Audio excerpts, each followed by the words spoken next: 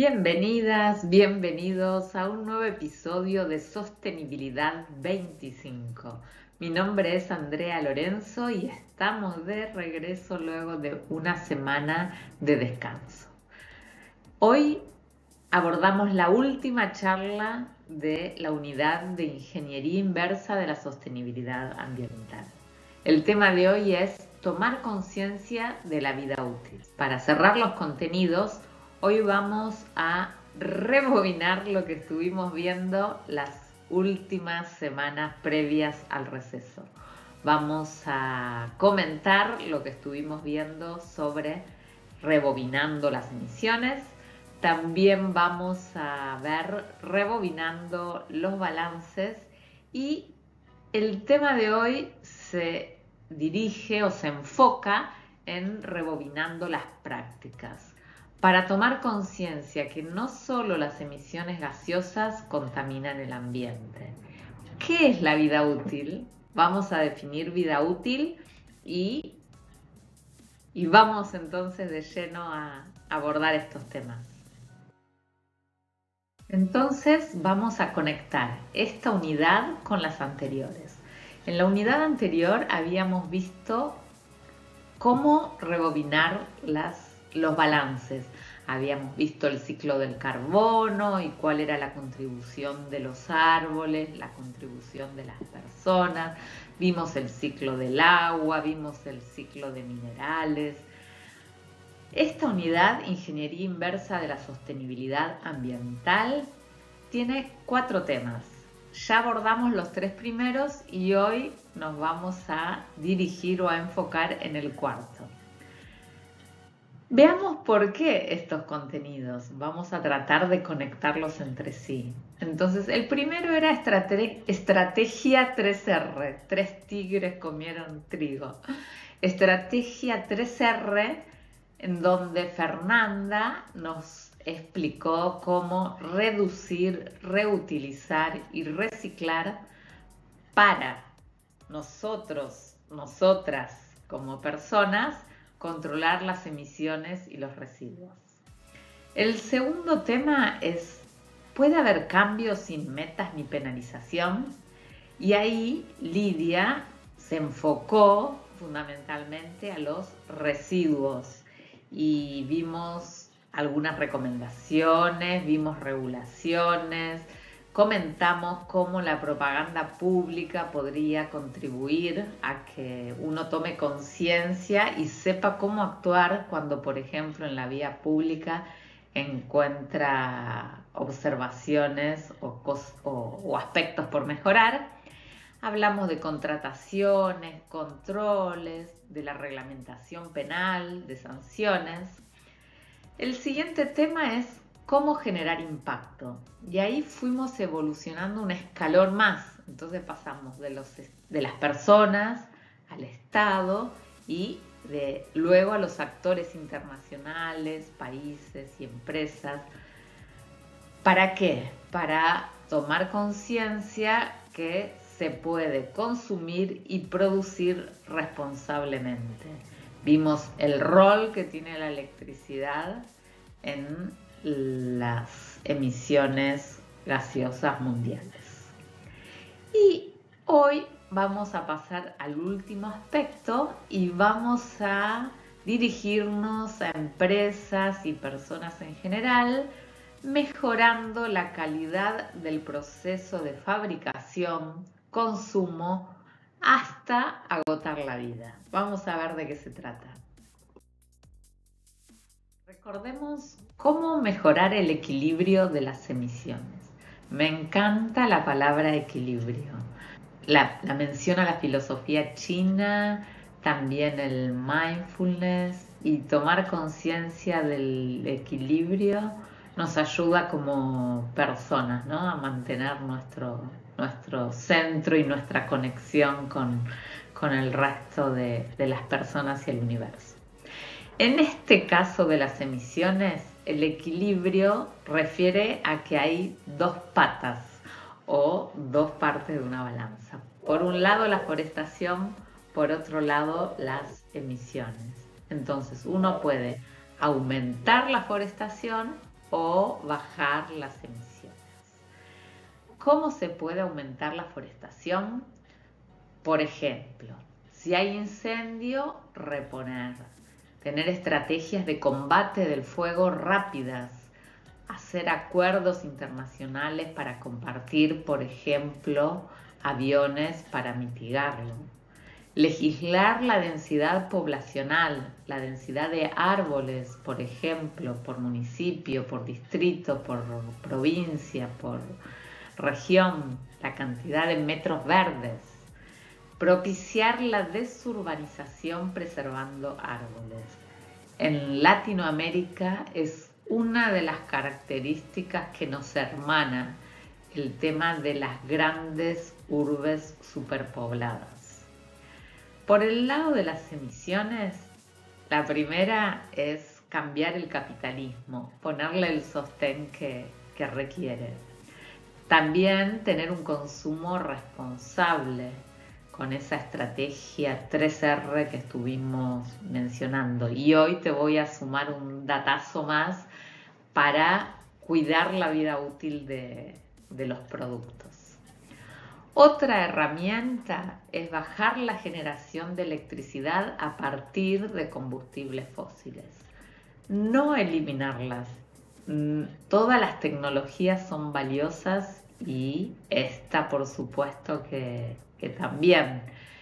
Pensemos en otras fuentes, como por ejemplo hídrica, solar, eólica, biomasa. Hay otras alternativas. Pensar en algún tipo de multa o de pago en los países, empresas, habitantes que consumen más de un límite acordado internacionalmente. O incentivar a quienes consumen menos. De alguna manera las organizaciones internacionales reúnen fondos que pueden ser destinados a esas regiones que tienen grandes áreas verdes o que tienen bajas emisiones para preservarlas de alguna manera. Mejorar los procesos de trabajo y auditarlos y reducir la informalidad. ¿Por qué esto? Hay en las estadísticas vos encontrás que hay una cantidad de electricidad que se pierde. A veces porque no está facturada, a veces porque la informalidad genera esto de que no haya registros, que no haya control de los procesos. Se me ocurre un transporte muy antiguo que no tenga bien los controles y la calibración del escape.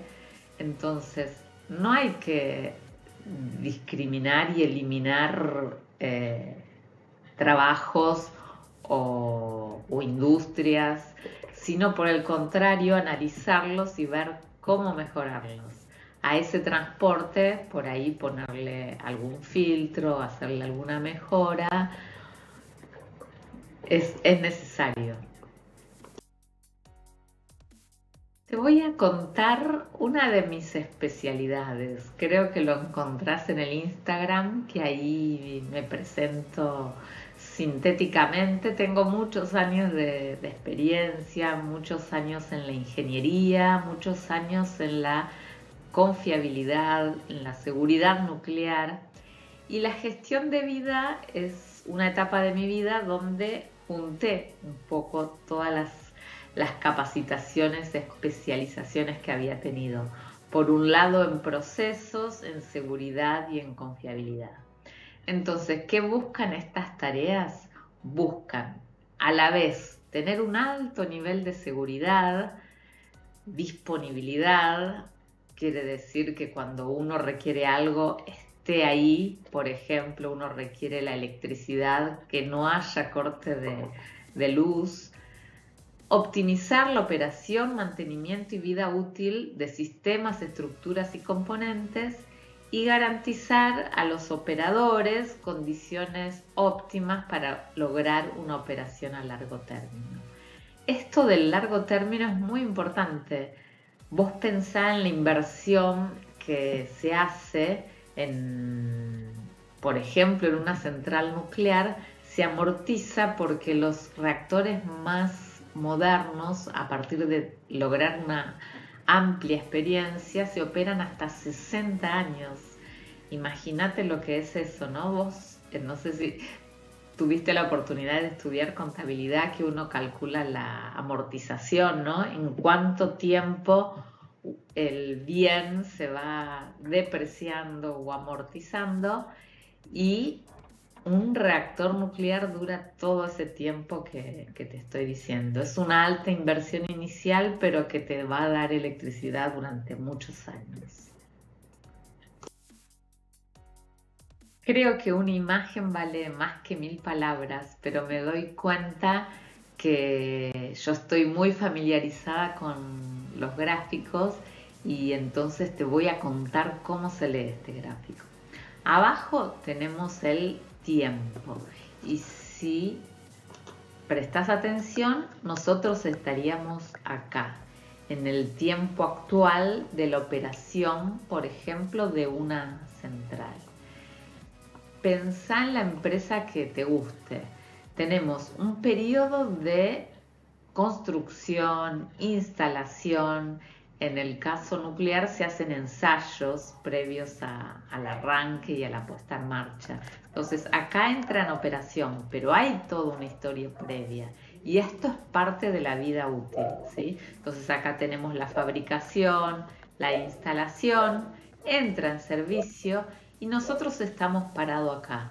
Y esta es la vida remanente, o la cantidad de tiempo en años hasta el final de su vida.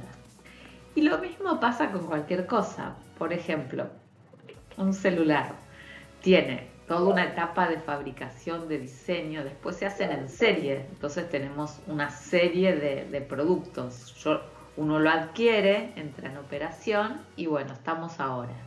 ¿Qué pasa? Se van volviendo obsoletos cada vez más rápido, como te conté. Ponele que dure 2 años, entonces si lo compré hace un mes, me quedan 2 años menos un mes de vida remanente. Pero después hay que pensar qué hacemos con esto también. Es parte de los costos, ¿no? ¿Cómo descartamos eso? Y lo anterior se relaciona con la curva de la bañera que ya vimos.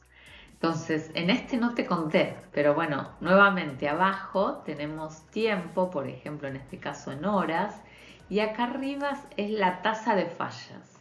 Entonces, yo te decía que al principio de la vida, por ejemplo, de una persona, vemos que es muy alta desde el nacimiento hasta una cierta edad, la cantidad de fallos, yo los llamaba accidentes, pero uno previene mucho porque todavía no tiene la capacitación, una niña, un niño, en los riesgos. Es una fuente muy grande de accidentes personales. Por ejemplo, resbalarse en la bañera, golpearse contra algo, quemarse, volcarse el agua. Y eso va disminuyendo a medida que va creciendo. Luego hay una etapa estable, y luego con los años empiezan a aumentar la cantidad, la frecuencia de las enfermedades, cada vez son más, hasta que finalmente se produce la muerte. Y esto es similar para los productos, ¿sí? Salvo los electrónicos, que tienen una curva mucho más plana, no hay tanto incremento como en este caso. Muchos componentes mecánicos, por ejemplo, tienen esta curva. Y vos te preguntarás, ¿y esto para qué me sirve? ¿Y esto qué tiene que ver con mi vida diaria? Y tiene que ver. Por ejemplo, si tenés una PlayStation, o tenés un celular, o tenés algo que valores, cualquier producto, por ejemplo, un aire acondicionado, una heladera, una cocina, estos productos tienen este ciclo de vida útil, ¿no? los mencionábamos antes. Se diseñan, se fabrican, se ensayan, se ponen en operación, uno los empieza a usar y luego los usa durante un cierto tiempo. Eso es su vida útil.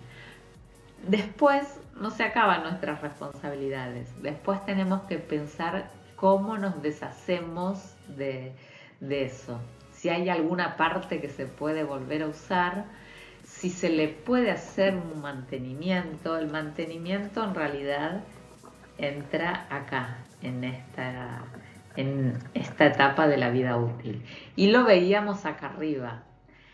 El componente, todo, la confiabilidad va disminuyendo durante el tiempo. Así como las personas van aumentando las enfermedades, bueno, los productos a medida que pasa el tiempo, por ejemplo el celular, me viene bien, la batería, primero tarda 5 horas, después tarda 10 horas, después ves que no carga hasta el 100%, después ves que se descarga más rápido.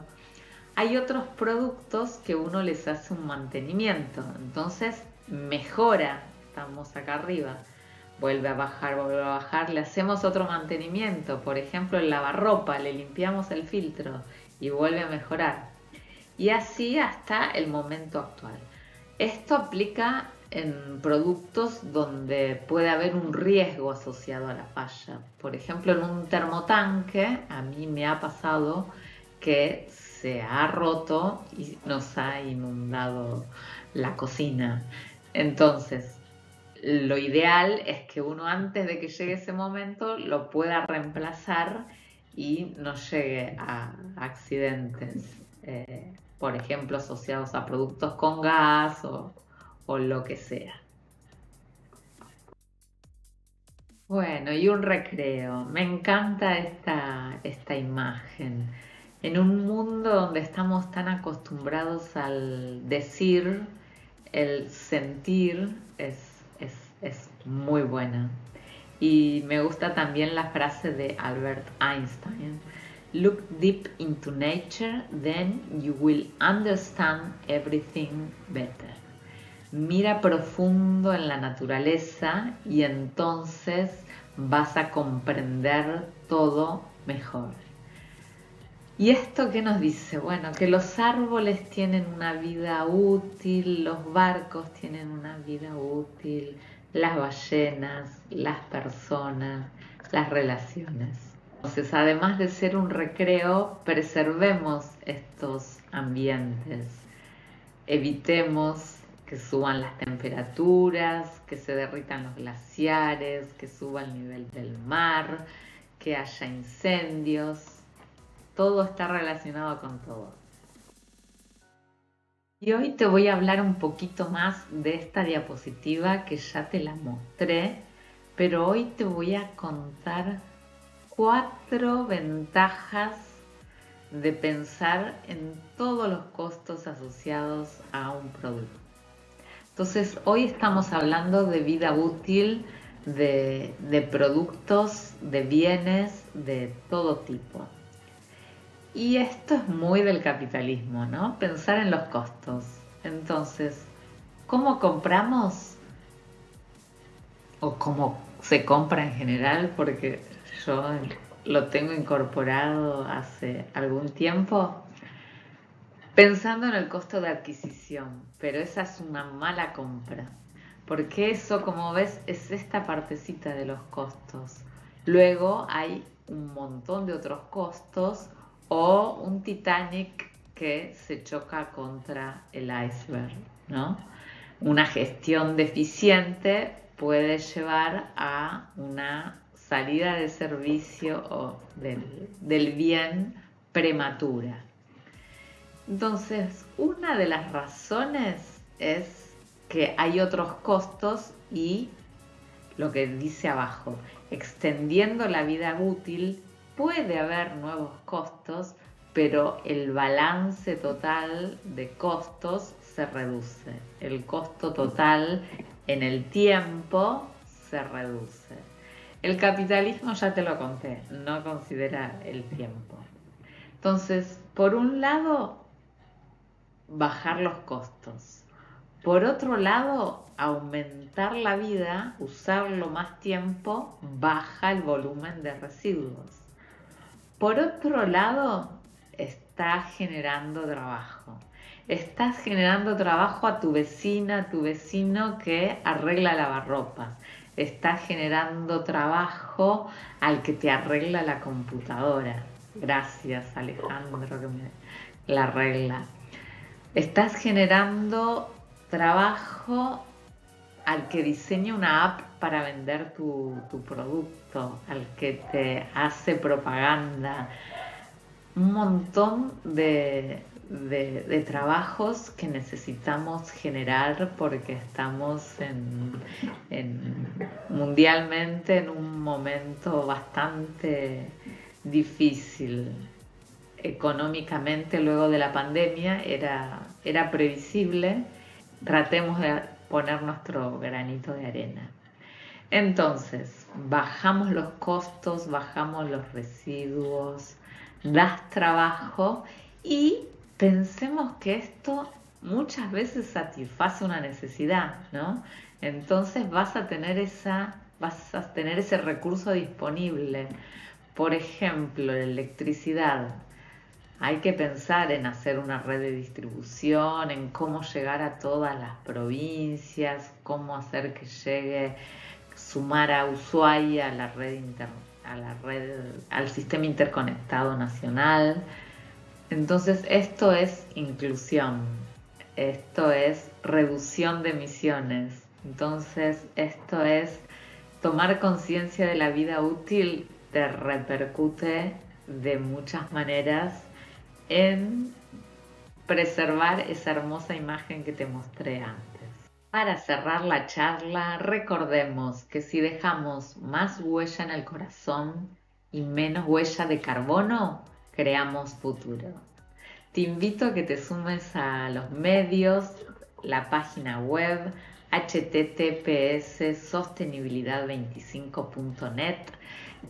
Prometo que ahora me voy a poner al día con los juegos.